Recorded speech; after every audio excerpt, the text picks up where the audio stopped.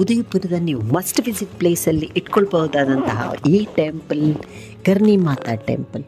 ಇದು ಉದಯಪುರದಿಂದ ಒಂದು 4-5 ಕಿಲೋಮೀಟ್ರ್ ದೂರದಲ್ಲೇ ಇದೆ. ಇದನ್ನು ಉದಯಪುರಕ್ಕೆ ಹೋದರೆ ನೀವು ಖಂಡಿತ ಮಿಸ್ ಮಾಡಬೇಡಿ. ಇದು ಒಂದು ಮಾಚ್ಲಾ ಮಾಗ್ರಾ ಅಂತ ಹೇಳುವ ಒಂದು ಸಣ್ಣ ಬೆಟ್ಟದ ಮೇಲಿದೆ. ಸೊ ಆದ್ದರಿಂದ ನೀವು ಇಲ್ಲಿಗೆ ಕೇಬಲ್ ಕಾರಲ್ಲಿ ಹೋಗಬೇಕು. ನೀವು ಪಿಚೋಲಾ ಲೇಕಿಂದ ಸಾಧಾರಣ ಒಂದು 2 ಕಿಲೋಮೀಟ್ರ್ ದೂರದಲ್ಲಿದೆ. ಸೊ ಅಲ್ಲೇ ಹೋದ ಕೂಡಲೇ ನಿಮಗೆ ನೀವು ಕೇಬಲ್ ಕಾರಿಗೆ ಟಿಕೆಟ್ ಮಾಡಬೇಕು. 113 ರೂಪಾಯಿ ಅಪ್ ಆ್ಯಂಡ್ ಡೌನ್ ಚಾರ್ಜ್ ಆಗುತ್ತೆ. ನಾವು ಆಫ್ ಸೀಸನಲ್ಲಿ ಹೋಗಿದ್ದು ಆದ ಕಾರಣ ನಮಗೆ ಕ್ಯೂ ನಿಲ್ಲಬೇಕಾಗಿರಲಿಲ್ಲ. ನಾವು ಸಂಜೆ ಹೋಗಿದ್ದು, ಈವ್ನಿಂಗ್ ಸಾಧಾರಣ ಒಂದು 6 ಮೇಲೆ ಹೋಗಿದ್ವಿ. ಸೊ ಕೇಬಲ್ ಕಾರ್ ಈಗ ಹತ್ತಾ ಇದ್ದೀವಿ. ಕೇಬಲ್ ಕಾರ್ ಹತ್ತಿ ಮುಂದೆ ಹೋಗ್ತಾ ಇದ್ದ ಹಾಗೆ ಸೊ ನಮಗೆ ಬ್ಯೂಟಿಫುಲ್ ವ್ಯೂ ಕಾಣಲಿಕ್ಕೆ ಶುರುವಾಗ್ತಾ ಹೋಯಿತು. ಸೊ ಫಸ್ಟಿಗೆ ನಮಗೆ ಆ ಲೇಕ್ ವ್ಯೂ ಕಾಣುತ್ತೆ.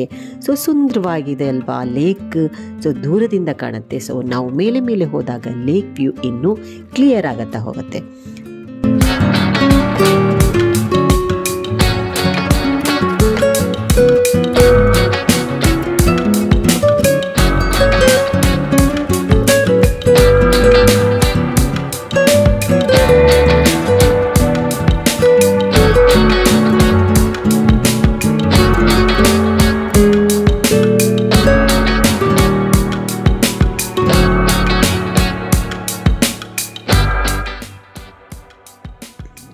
ಈಗ ನಾವು ಕೇಬಲ್ ಕಾರನ್ನು ಇಳಿದ ಕೂಡಲೇ ಈ ಲೇಕಿನ ಒಂದು ಬ್ಯೂಟಿಫುಲ್ ದೃಶ್ಯವನ್ನು ನಿಂತು ನೋಡಿ ಅದನ್ನು ವಾವ್ ಅನಿಸಿ ಇನ್ನೂ ಸ್ವಲ್ಪ ಮುಂದೆ ಹೋಗಬೇಕು, ದೇವಸ್ಥಾನಕ್ಕೆ ಸ್ವಲ್ಪ ಮೇಲೆ ಹೋಗಬೇಕು ಅಂತ ಆಯಿತು.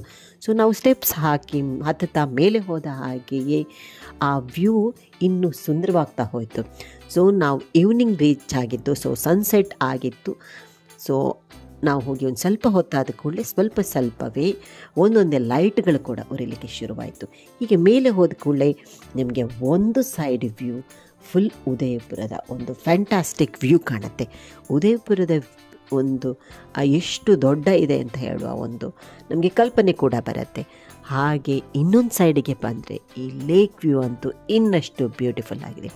ಸೊ ಹೇಳೋದೇನಂತ ಹೇಳಿದರೆ, ಈ ಕರ್ಣಿಮಾತಾ ಟೆಂಪಲ್ಗೆ ಹೋದರೆ ಟೆಂಪಲನ್ನು ನೀವು ಒಳಗೆ ಎಂಟ್ರಾಗುವ ಮೊದಲೇ ಉದಯಪುರದ ಒಂದು ಆ ಬ್ಯೂಟಿಫುಲ್ ವ್ಯೂವನ್ನು ನೋಡ್ಬೋದು. ಸೊ ಒಂದು ಸೈಡ್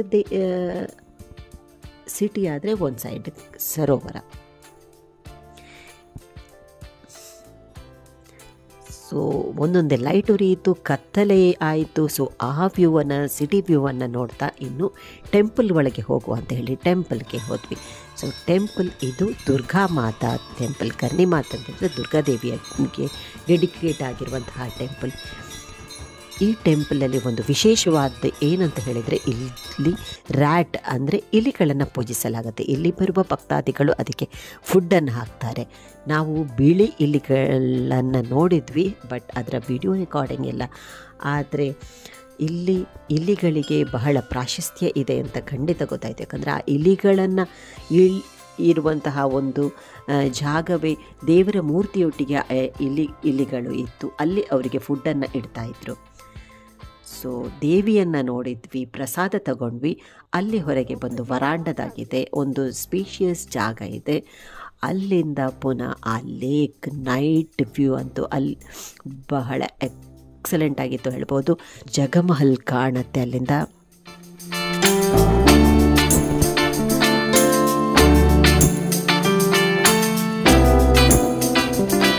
ಆ ಕರ್ಣಿಮಾತಾ ಟೆಂಪಲ್ ಹತ್ರ ಕೂಡ ನಿಮಗೆ ಶಾಪಿಂಗ್ ಇದೆ. ಸೊ ಇಯರಿಂಗ್ಸ್ಗಳಾಗಿರ್ಬೋದು, ನೆಕ್ಲೆಸ್ಗಳಾಗಿರ್ಬೋದು, ಇಂತಹ ಲೇಡೀಸ್ ಸ್ಟಫ್ಗಳು ತುಂಬ ಯುನೀಕ್ ಆದದ್ದಿದೆ. ನಿಮಗೆಲ್ಲ ಗೊತ್ತಿದೆ, ರಾಜಸ್ಥಾನ ಅಂತೂ ಇಂತಹ ಸ್ಟಡ್ಗಳಿಗೆ ಬಹಳ ಒಂದು ಫೇಮಸ್. ಸೊ ನಾವು ಬ್ಯೂಟಿಫುಲ್ ಆದಂತಹ ಥಿಂಗ್ಸ್ಗಳನ್ನು ಪರ್ಚೇಸ್ ಮಾಡಿದ್ವಿ. ಅಷ್ಟೊತ್ತಿಗೆ ಅಲ್ಲಿ ಗಾರ್ಡ್ ಬಂದು ಲೇಟ್ ಆಯಿತು, ಬನ್ನಿ ಅಂತ ಹೇಳ್ತಿದ್ದ. ಯಾಕಂತ ಹೇಳಿದರೆ ನಾವು ವಾಪಸ್ ಸಿಟಿಗೆ ಹೋಗಬೇಕಾದ್ದು ಕೇಬಲ್ ಕಾರಲ್ಲಿ. ಸೊ ಕೇಬಲ್ ಕಾರಲ್ಲಿ ಲಾಸ್ಟ್ ಆಗುತ್ತೆ, ನೀವು ಬನ್ನಿ ಅಂತ ಕರೆದ. ಸೊ ಶಾಪ್ನವ್ರು ಕೂಡ ಕೇಬಲ್ ಕಾರಲ್ಲೇ ಬರೋದು. ಸೊ ಅಲ್ಲಿ ಪೂಜಾರಿ ಕೂಡ ಕೇಬಲ್ ಕಾರಲ್ಲೇ ಬರೋದು. ಸೊ ಎಲ್ಲ ಆಗಿ ರಾತ್ರಿ ಆಗುವಾಗ ನಾವು ಆ ನೈಟ್ ವ್ಯೂವನ್ನು ಚೆರಿಷ್ ಮಾಡ್ತಾ ಕೇಬಲ್ ಕಾರಲ್ಲಿ ವಾಪಸ್ ಸಿಟಿಗೆ ಬಂದ್ವಿ. ಈಗ ನಾವು ನೆಕ್ಸ್ಟ್ ನೋಡ್ತಾ ಇರೋದು ಜಗದೀಶ್ ಮಂದಿರ್. ಇದು ಲೋಟಿ ಪ್ಯಾಲೇಸಿನ ಪಕ್ಕದಲ್ಲೇ ಇರುವಂತಹ ಮಂದಿರ ಇದು. ಇದನ್ನು ಜಗತ್ ಸಿಂಗ್ ಕಟ್ಟಿದ. ಈಗ ನೋಡಿ, ಇದು ಈಗ ಸ್ಟೆಪ್ಸ್ ಹತ್ತಿ ಮೇಲೆ ಹೋಗಬೇಕು. ಕೆಳಗೆ ಫುಲ್ ಶಾಪಿಂಗ್ ಏರಿಯಾ ಇದೆ, ಆ ಸ್ಟೆಪ್ ಹತ್ತಿ ಮೇಲೆ ಹೋಗೋದು.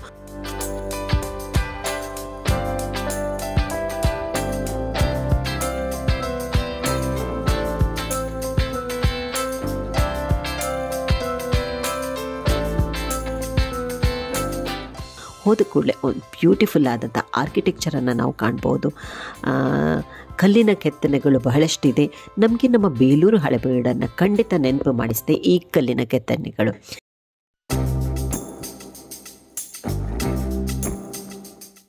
ಇಲ್ಲಿ ನೋಡಿ, ಇದು ನೀರಿನ ಒಂದು ಮಡಕೆಯನ್ನು ಇಟ್ಟಿದ್ದಾರೆ. ಸೊ ಯಾರು ಬೇಕಿದ್ರೂ ನೀರು ಕುಡಿಬೋದು. ಇದು ಅಲ್ಲಿಯವರ ಸೇವೆ ಆಗಿರ್ಬೋದು ಅನ್ನಿಸುತ್ತೆ. ಯಾಕಂತ ಹೇಳಿದರೆ ಅಲ್ಲಿ ಮಡಕೆಯಲ್ಲಿ ನೀರಿಡುವುದಕ್ಕೆ ತುಂಬ ಇಂಪಾರ್ಟೆನ್ಸ್ ಇದೆ ರಾಜಸ್ಥಾನದಲ್ಲಿ. ಸೊ ಇಂತಹದನ್ನು ಆ ಮಡಕೆಗಳು ಕೂಡ ಬಹಳ ಸುಂದರವಾಗಿತ್ತು. ಜಗದೀಶ್ ಟೆಂಪಲ್ ಇದು ವಿಷ್ಣು ದೇವರ ದೇವಸ್ಥಾನ. ಸೊ ದೇವರಿಗೆ ಕೈ ಮುಟ್ಟು ಅಲ್ಲಿ ಭಜನೆ ಮಾಡ್ತಿದ್ರು ಒಂದು ಸ್ವಲ್ಪ ಹೊತ್ತು. ಅವರ ಭಜನೆಯನ್ನು, ಆ ಭಕ್ತಿಪೂರ್ವಕ ಭಜನೆಯನ್ನು ಕೂಡ ನಾವು ಕೂತು ಕೇಳಿ ಸೊ ಪುನಃ ಈ ದೇವಸ್ಥಾನದ ಆರ್ಕಿಟೆಕ್ಚರನ್ನು ಚೆರಿಷ್ ಮಾಡ್ತಾ ಬಂದ್ವಿ.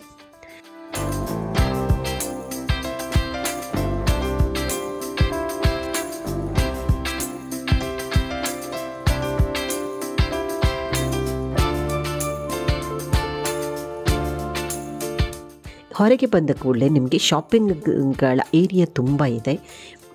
ರಾಜಸ್ಥಾನದ ಸ್ಪೆಷಲ್ ಬ್ಯಾಗ್ಸ್ಗಳಾಗಿರ್ಬೋದು, ವಾಲ್ ಡೆಕೋರೇಷನ್ಸ್ಗಳಾಗಿರ್ಬೋದು, ಅಥವಾ ಆರ್ನಮೆಂಟ್ಸ್ ಆಗಿರ್ಬೋದು, ಬೆಡ್ಶೀಟ್ಗಳಾಗಿರ್ಬೋದು, ಬಟ್ಟೆಗಳಾಗಿರ್ಬೋದು, ಇಂತಹ ತುಂಬ ಶಾಪ್ಗಳು ಇಲ್ಲಿ ಕಾಣುತ್ತೆ. ನಿಮಗೆ ರೀಸನೇಬಲ್ ಪ್ರೈಸಲ್ಲಿ ಖಂಡಿತ ಸಿಗುತ್ತೆ. ಶಾಪ್ ಮಾಡಿ ರಾಜಸ್ಥಾನಕ್ಕೆ ಬಂದದನ್ನು ಊರಲ್ಲಿ ಕೂಡ ಚೆರಿಷ್ ಮಾಡುವಂತೆ ನೈಸ್ ಥಿಂಗನ್ನು ಪರ್ಚೇಸ್ ಮಾಡಿಕೊಂಡು ಬರ್ಬೋದು. Thank you for watching. ಇನ್ನಷ್ಟು ಉದಯಪುರದ ವ್ಲಾಗ್ಗಳಿಗೆ ನಮ್ಮ ಚಾನಲನ್ನು ಸಬ್ಸ್ಕ್ರೈಬ್ ಮಾಡಿ ಹಾಗೂ ನೋಡ್ತಾ ಇರಿ. Thank you.